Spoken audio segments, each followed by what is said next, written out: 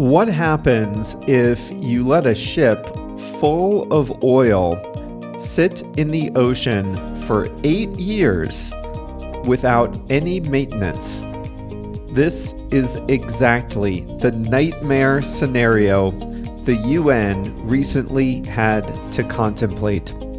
Hi there, everyone. I'm Jeff, and this is Plain English lesson number 606. Remember, at Plain English, we help you upgrade your English with stories about current events and trending topics. We have a lot of engineers in the audience, a lot of people who work in the oil industry, logistics, shipping, things like that. And today's story is for you.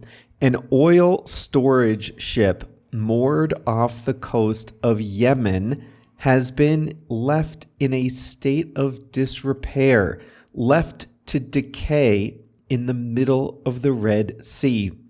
And it had 1 million barrels of oil inside. Today, we'll tell you about the crazy story of the FSO Safer and the mad diplomatic rush to avert an environmental catastrophe. In the second half of today's lesson, I'll show you how to use the English expression accident waiting to happen. And we have a quote of the week. Let's get going.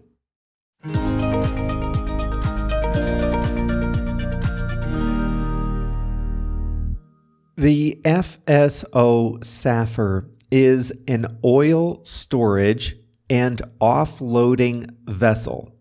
A vessel is a ship, like a big boat, and the Safer was a vessel with one job: store oil. It began its life in the 1970s as an oil tanker. It was built in Japan, and it was, and still is, one of the biggest tankers ever built. It was so big that officers used to ride bicycles on the deck to get from point A to point B faster. Its job was to transport oil, to take oil from one place in the world to another. But in the 1980s, it got a new owner: the government of Yemen.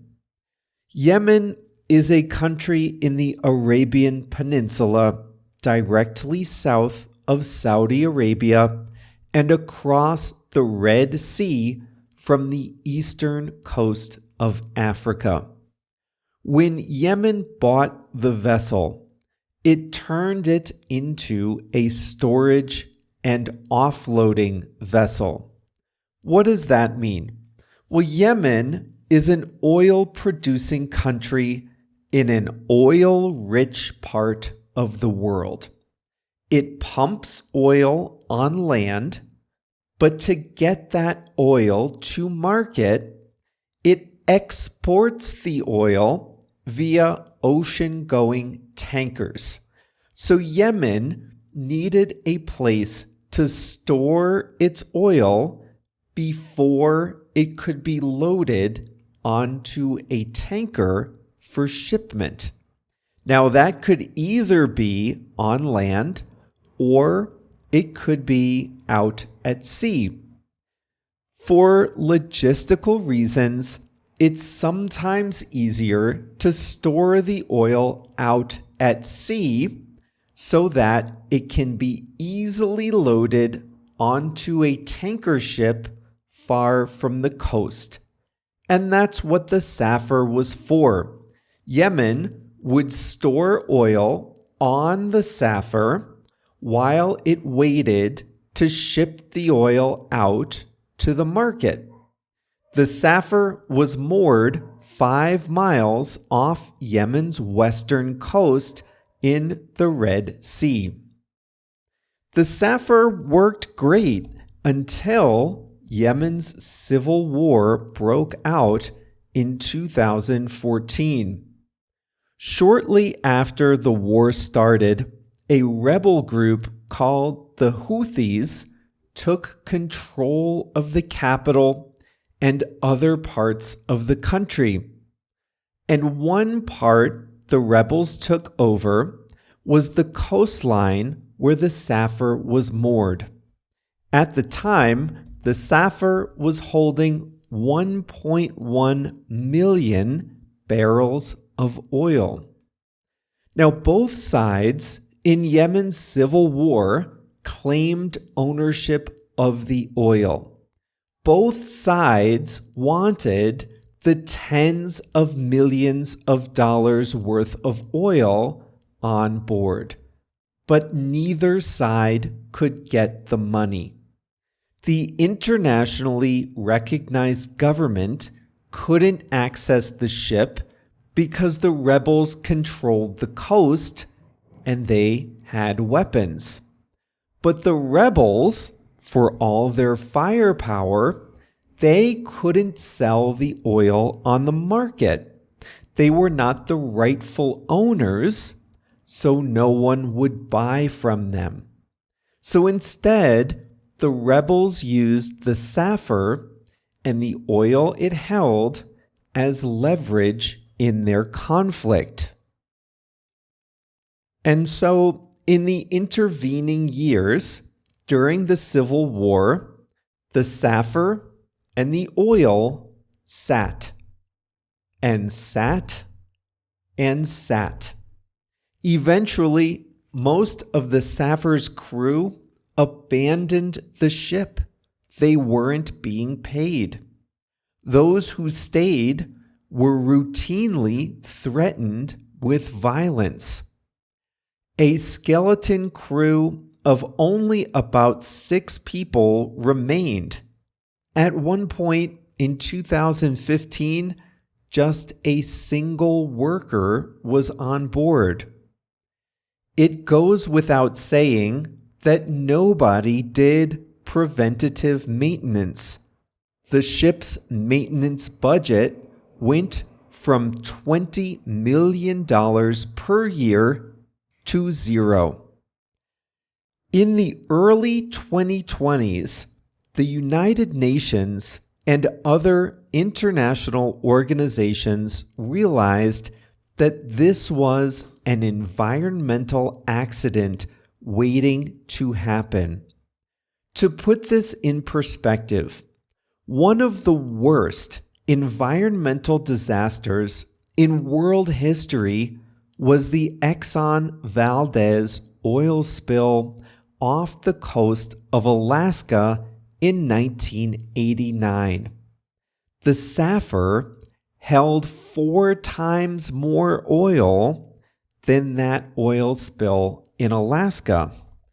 What's more, the oil that was on the Safer is called Marib Light, a type of crude oil that mixes more easily with water. And that means in case of a spill, it would be harder to clean up. Studies suggested that if the Safer disintegrated, spilling all its oil into the ocean, it would cause untold economic and environmental damage. It would wipe out fish in the area for a generation. A lot of Yemenis rely on fish and fishing for their livelihoods. A spill would disrupt world trade through the Suez Canal, and it would prevent critical food aid from reaching Yemen, potentially starving millions of people. That's not it. Saudi Arabia relies on desalination plants for its drinking water. Any oil spilled from the Safer would be close to the desalination plant and therefore would threaten Saudi Arabia's supply of drinking water. Coral reefs could be ruined too. Beaches would be spoiled. Plant and animal life would be lost.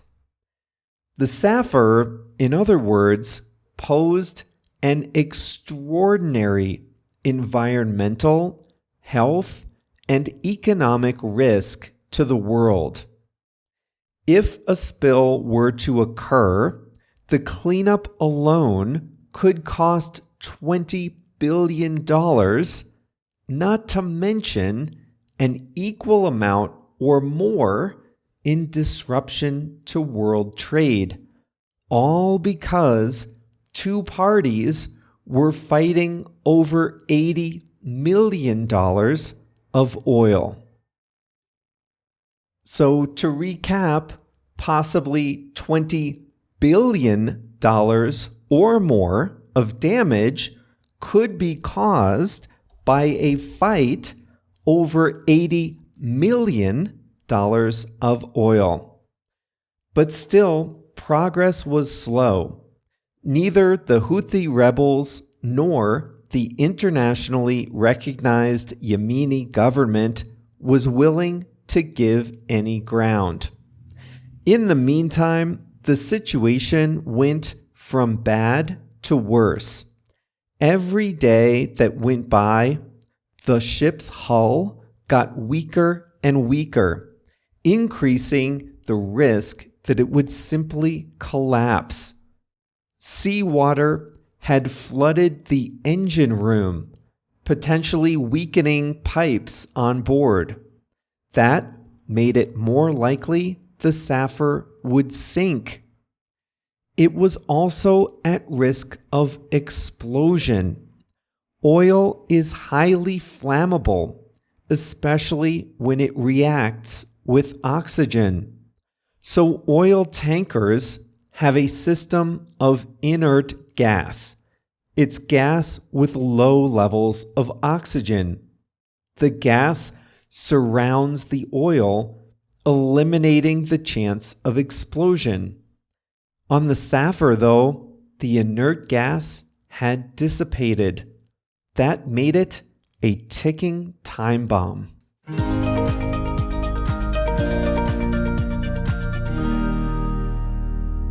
On Thursday, we'll talk about how disaster was averted and the political and economic challenges associated with it. Before we get to our quote of the week, I wanted to let you know that we're breathing some new life into the emails we send with every lesson. So if you're a free member at plainenglish.com, or if you signed up to get our lesson emails, then you know that JR sends the emails out every Monday and Thursday, and the emails have a summary of each lesson. Well, I think we can do better. So we are refreshing the emails so that they include a fun mix of learning, community, and fun. So going forward, actually we've started them already, but our emails will include updates to old lessons, links to fun things I think you'd enjoy seeing, quizzes, surveys, recommendations, and more. So if you're not getting the Monday and Thursday emails, this is a great time to start. Just go to plainenglish.com/mail, MAIL, plainenglish.com/mail, and that's where you can sign up. plainenglish.com/mail. Now, if you are getting the emails, that's great. Make sure to open them and reply back and tell us what you think of the new content.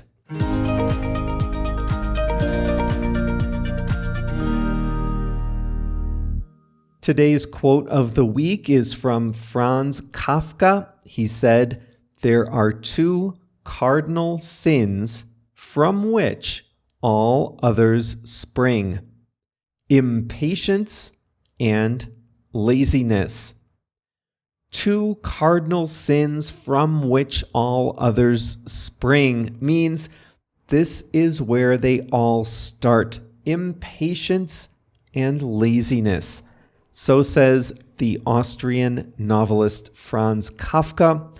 There are 2 cardinal sins from which all others spring: impatience and laziness. Next up, I'll show you how to use the English expression accident waiting to happen.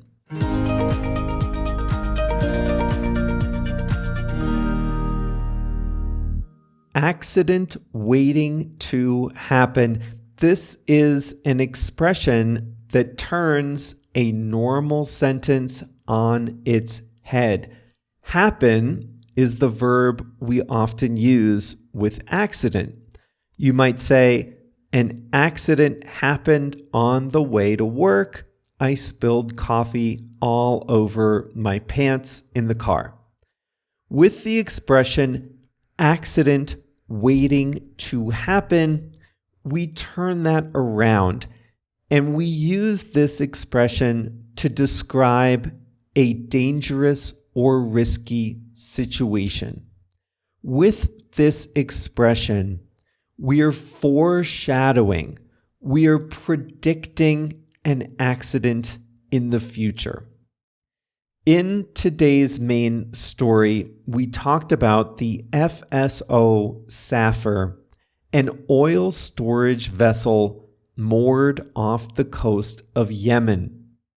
A rebel group took control of the coast and therefore of the Safer.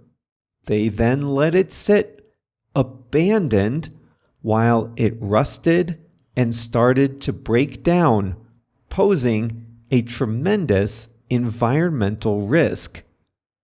The rebel group didn't specifically want an environmental disaster, but for many years, they didn't appear too worried about the risk either.